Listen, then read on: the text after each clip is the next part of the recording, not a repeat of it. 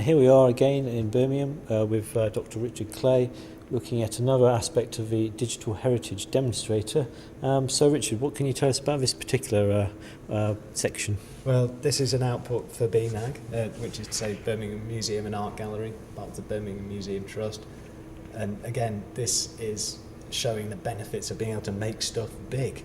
To be able to get into this level of detail is absolutely staggering. And this will be featured in the new gallery, which is focused on the collection of the Staffordshire Hoard, which I'm sure many people have heard of. It's the biggest find of Anglo-Saxon archaeology ever in Britain. And when you get into this kind of detail, we start to be able to raise very interesting questions about how on earth did Anglo-Saxons make objects of this detail, bearing in mind it's this big in real life. Were they particularly working with artisans who were very short-sighted? Was a modern disability actually an advantage at that point professionally? Or were they maybe using the lenses of dead cows' eyes?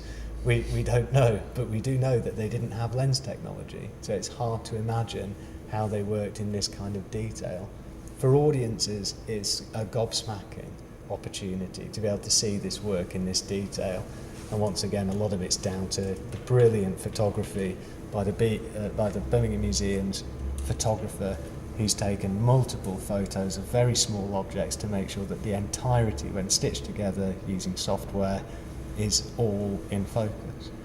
But what I really like about this particular screen, and this will be shown on the table in Birmingham's museum in due course, is that this vertically mounted version has an NFC tag on it, a near-field communication tag. And one of our PhD students has been given the challenge of getting his phone to work with other screens. So we're trying to work across platforms, which means that people can wander around the collection and enrich their experience of the whole collection, and not just enjoy the benefits of the touch table at the table. Now, the NFC, as he explains it to me as an 18th century art historian, works as follows: that the phone, which is NFC enabled, so it's Android, and Apple are about to go NFC as well by the sounds of things. You touch the NFC tag, and the NFC tag says to the phone, "Hello, I'm an NFC tag and I'm on a wall that does pictures." And the phone says, "Hello, I'm a phone and I do pictures." And the NFC tag, which has a tiny little chip in it, costs about £1.50, says, "Do you want to do pictures with the wall?" And the phone says, "Yes, please." At which point the PhD student takes his images on his phone and he just flicks them onto the screen. And then he can rotate and so on and so forth. Or he takes an image on the screen and he flicks it onto his phone. Now, that's exciting for a gallery, especially if you start to put NFC tags next to objects. So the PhD student, Guido, can put his phone next to an object, pick the object up digitally, have a 3D version of it, flick it onto the screen, where he can make it bigger and you can rotate it. In other words, he can kind of digitally handle the object in a way he could never have done otherwise without the tech.